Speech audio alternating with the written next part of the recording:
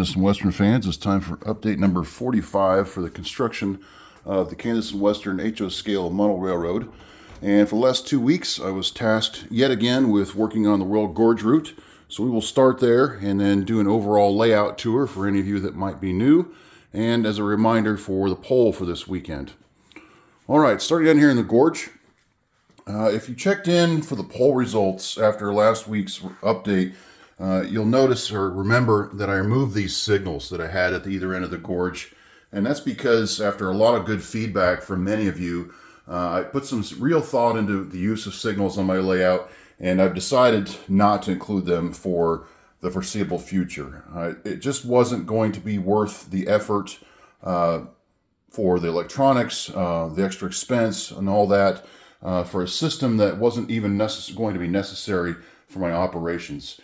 Since I don't have a lot of long mainline runs for my layout, signals aren't really going to be necessary as a part of operations because I'm going to be using a track warrant system.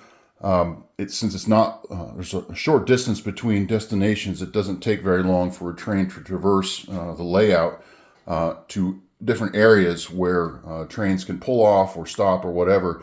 So whoever owns the main, or whoever's running on the main line is going to own the main line, and signals just aren't going to be necessary. So I'm not saying I'm not going to put them on at all ever, and that's why what you see here is just some pads, which I'll probably paint something more of a surrounding color so they blend in a little bit better. But for now, and these are taped for now because they were giant holes and I wanted to hide those for sure. And then everywhere else in the layout where I might put signals, I'll do something similar so it's easy to mount them later on down the road. But for the time being, no signals. So moving on, let's see if I can cover everything that I've worked on. First, right here in this corner, I've redone the grout/dirt for this area, and I'm much happier with the results. You can see there's different shading, and that's because I've been using different colored sanded grouts and using a wire whisk, not a whisk, but a filter. I can't think of the word right now. I just woke up, sorry. Anyway, using that to spread that, and that looks much better. I still have to do this other side of the creek here, as well as the creek itself. And I've started working on the other side of the tracks here, although it's a little bit less apparent. But very happy with the results and how that looks. Looks a lot more natural. Just need to add some just regular general rocks in this area, some weeds, and maybe a couple trees to finish that little area out. Over here, what you'll notice in the riverbed is I've started to lay some grout more as a texture base, just to kind of hide that painted plywood look. So this is going to be what the bottom of the river would look like. Now, granted, I don't have any extra rock in here yet, but it looks much better than just black painted plywood. And I went ahead and decided to add a darker color down the middle, which you can see there is gray, and then on the perimeter some lighter sand color so to kind of help with the depth effect there. And then this little jut out here is a sandbar that I'm going to try to place because there are some sandbars in the river. So that's what's going on there. I didn't quite get all that done, as you can see down there, but got a good sample there. Probably will still paint this with an airbrush or something to darken that up a little bit more, but I just like the look better there to prep it for the resin pour that I'll be doing later on, and then I have to go back and do that along that seam there. And that leads me to the next thing I've finished was I got the seam tied in along the whole fascia and down there along that edge so that I could go ahead and finish out the scenery right to the edge. And that segues to the next thing I got done, which is I got a shoulder poured along the entire road. And this would be like the gravel you find on the edge of the asphalt, just for places for cars to pull off, and just so the erosion doesn't take hold of the edge of the asphalt. So that looks a lot better. Happy with that. As you can see, I've gotten a lot more trees added along the river banks. None of these are glued in place. A lot of them are just set in place. And it became a little bit difficult because all these rocks are glued in place. And as you can imagine, rocks don't really take well to having little sticks put into them. So the tree placement is generally where I could find some gaps in the rocks where the trees would stand up. So might have to come back and drill some holes or something to add some more variety there, but not something I'm really concerned about at this point. All right, moving on. As you can see, all of the track is in place and ballasted. This bridge is now in place and permanent. I did a little bit more work underneath, added some more random rocks. I built up the edges where you see against the bridge supports there, where a lot more material has been deposited, and built up a little bit of a lip here where the water will come up to and then hopefully stop because this is supposed to remain basically a dry creek bed. Got a little bit of vegetation added there on the edges, as you can see, and then sort of just roughly place some to hide that seam that you can see back here where the backdrop stops. Got more to do there. That was kind of a makeshift thing just to see what I could do to hide that, but I haven't really ever worked with ground foam like this, so I'm still kind of figuring out the best way to use it. It looks kind of clumpy and not very good, so still have to work on that, but otherwise, I'm pretty happy with this area here and happy that the track is now in place and it looks fairly good as far as I'm concerned. You can't really tell where that removable section stops and the regular track started. So that looks much better. All right, what you can also tell is I finished adding and painting all the rock on the track side of the river. You can see that there. So that looks much better. I've finished adding this culvert, which I think looks pretty good. I haven't done the other side yet because I still haven't figured out what I'm going to do there. And the scenery in general in this area here is not going to remain complete until I get the backdrop put in here for Canon City. Because it's going to be a one whole piece section of backdrop that runs all the way from that end down to this end where it comes into the real Gorge Route scene.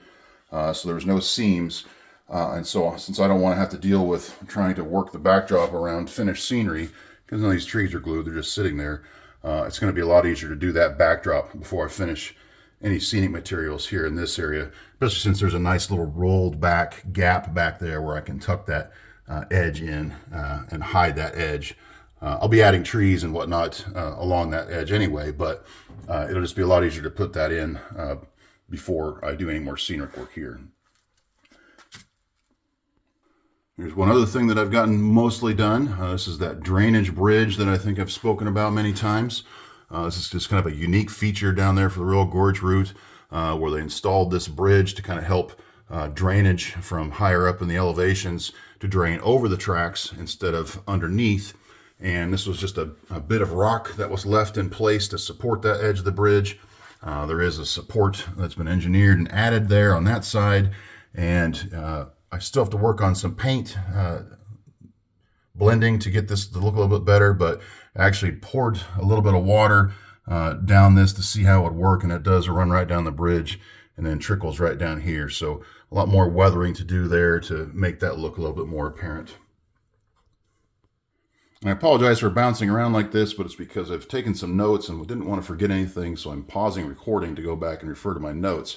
But one of the things I forgot to add was I've gone back and added some more ballast along this side of the tracks, and you can see there's a slight color variation, which I'm not too worried about because railroads go back and add ballast from time to time. But I've done that to better blend in the ballast, especially along the rock here, since I did the rock after the initial ballasting. So it looks a little bit more natural where it's just kind of filled in. So that looks a lot better. And then on this side of the river, I've done a little bit more carving, as you can see there where the pink foam color stands out. Still have to paint that and finish more of that carving on this side of the river. This corner down here, I haven't yet quite figured what I'm going to do. Initially thought I was going to put a campground here. Maybe not have the highway showing, just more have the campground, campsite stalls and so on.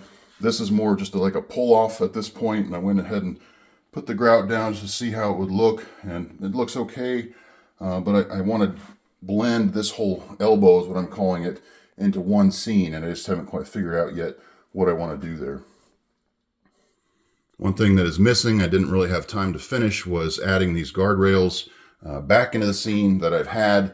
I still have to add guardrails along the entire road route because it runs close enough to the river that not having guardrails would be pretty sketchy if you're driving this road in reality. So along that entire route, I'll be adding guardrails.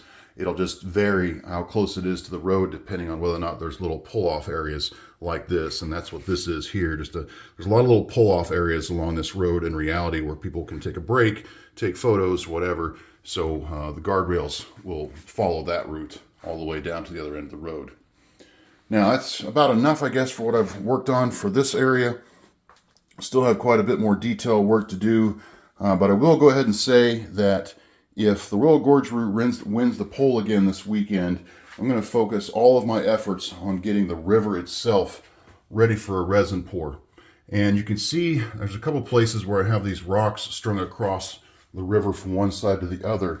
And it's because I've more or less decided on a strategy for how to do this resin. From the other end of the river, all the way down at that end, and then back around to this elbow, there's about a 1-inch drop in elevation in reality.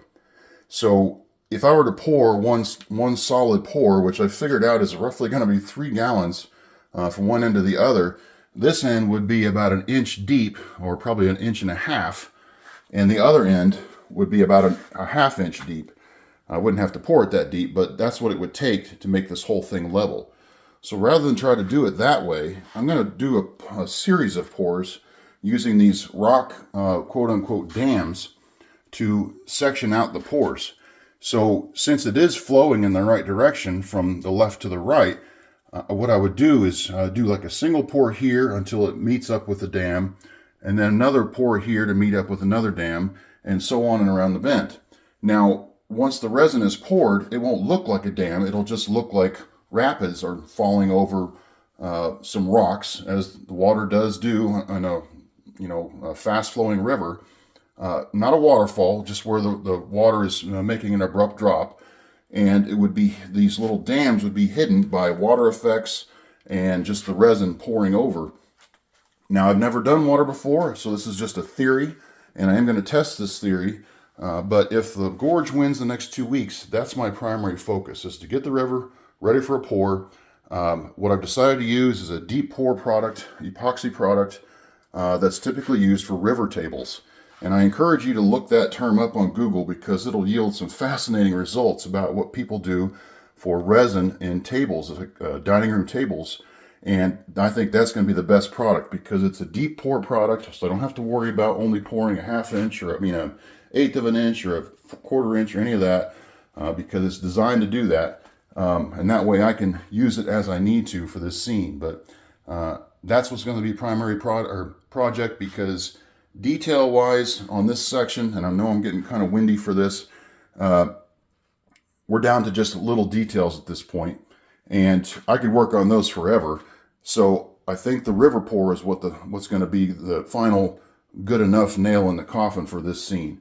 So just want to share that with you. If anybody has any comments on that idea, please share those in the comments below. I've never done this. I'm going to do the biggest pour that I've ever seen on the internet, at least.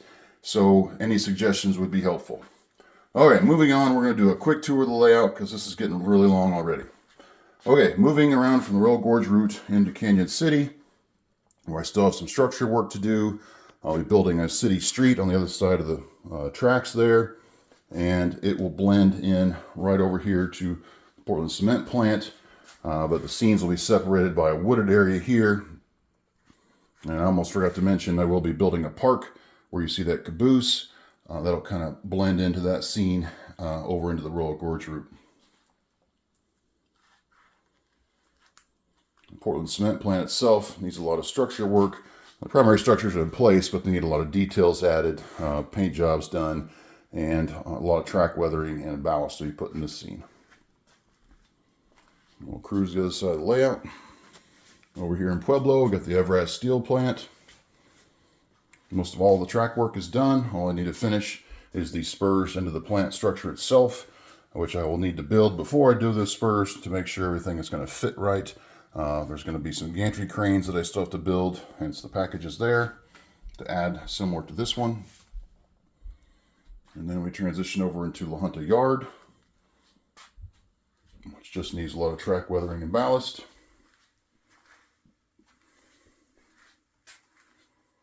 need to finish this highway bridge here. And we'll have to figure out what to do with King Arroyo, this creek here. The trackage will be on trestles, and this will be a small creek in this area. And this transition over here to Lamar will be hidden by another wooded area. And you got Lamar Station and the industries of Lamar that still need quite a bit of structure work. Let me wrap around to Holly. This is the second most completed scene, I would say. Beyond the Royal Gorge Route, where I have a little bit of the ballasting done. I just have to finish the spurs in for the industries and work on some more industry kits. As you can see there, we're building a highway from front to back, just like in the prototype. And a lot of more structure details to work on here. But this is the only other place, I guess the second place that has the backdrop in, so I can start working on scenery for this area. And we move up to the Holcomb Power Plant. Third most done scene, I guess, on the layout. More ballast to do, and all the primary scenery elements are in place in terms of grading and whatnot. So I just have to figure out how to do that coal pile, which I have a plan that I'll share when it's time to do that. And some more power plant structure to build to tie all these elements together. And then over here into Garden City, got quite a bit of structure work left to do. I just really have these tanks standing around looking pretty, but I need to tie those in to make an actual industry with some structures. This one needs an elevator and some taller vertical tanks and some larger tanks, as you can see there. And then right next door is this Helena Chemical, which I still need a structure there. And that's the photo of the prototype there. A lot more tank variety I have to add, and track weathering and ballast. But the backdrop is in place, so it is ready for all the rest of those elements to be added. We wrap around the corner of the Charleston elevator. Pretty simple scene, just need to add a couple more small structure kits, like an office, co-op office in this house. And need to redo the elevator itself so it looks more like the prototype, like this here. And you wrap around the bend. Wichita Industrial Park, which needs quite a bit of structure elements, obviously a backdrop, and track weathering and ballast. And this is where it leads into the BNSF side of the Wichita Rail Yard. Got a locomotive facility here. Some more grain elevator elements for Cargill over there in the corner. And then, of course, our big grain elevator here, which needs some work. And the BNSF yard.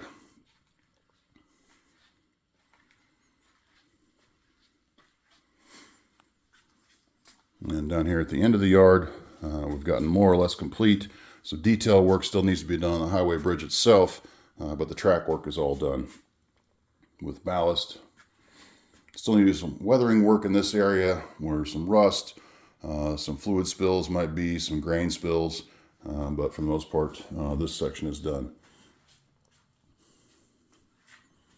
And we come back down the UP side of the Wichita yard, and you can see I've painted one of those silos. Down there at the end for Cargill, I've been experimenting with this concrete paint that's textured that I've been using, so I decided to try it on one of these pieces of PVC, and I'm going to speak more about that later in a separate video on some tools and materials that I've been using on the railroad, but I kind of like the look to the point where I'm going to do several of these to see how they all look together, but it would save me having to sand the smoothness down for the PVC to add texture because the paint has texture in it. So we're going to see what that looks like as we work more on this area. And then here's the other side of the Cargill area with some more structures I need to add. And I've done more of this texture paint here. This edge here is a second coat versus a single coat here. So you can see how it looks a little bit better with a second coat instead of so splotchy there. But then again, we're looking at older silos that are well weathered. So I'm not looking for a perfect coat of paint here, but just so you can see the differences there. And then I worked a little bit on the elevator structure itself. So more to come on that. I left this scene here from a Whistle Stop Models review I did. Didn't feel like tearing it down because I kind of like how it looks, but eventually I think this area here is going to be a wheat field. Then we transition here into Towanda, working on making those scenes. And then the El Dorado oil field. Lots of neat ideas I had for that. And then the El Dorado Industrial Park is separated out by some tree rows, hedge rows you might call them, I guess. Now with a small creek to install here, just to kind of add some scene separation. More structures to add here. Need to build several of these loading racks to fill both of these industries out that are neighboring in reality. And then this transitions into the El Dorado oil refinery. Tons of work needed to be done here to fill this out. In the background, you can see the track follow the wall and curve across that junction box for Union Tank Car Company. A little bit of structural work left to do here. The primary structures are all complete, just need to add quite a bit of detail. Come up with a backdrop, what you have one in mind, and do some obvious track weathering and ballast. All right, so that is the tour of the layout. We will open up the polling now for this weekend. Vote on whatever scene you'd like to see me work on for the next 2 weeks. Voting will wrap up this coming Sunday at midnight U.S. Central Time. And then Monday afternoon, I will do a poll results and work plan video for the winner. Go ahead and share any questions, any comments, especially if you have any advice on pouring resin for a river that's about 18 feet long. I'm very open-minded and all ears to hear about that. But otherwise, if you'd like to work on something else, just leave it in the comments below what you would like to see done. I thank everybody for their comments, questions, and very kind remarks. We will keep on going from here. So I guess that's it for now. Everybody have a great weekend, and thanks for watching.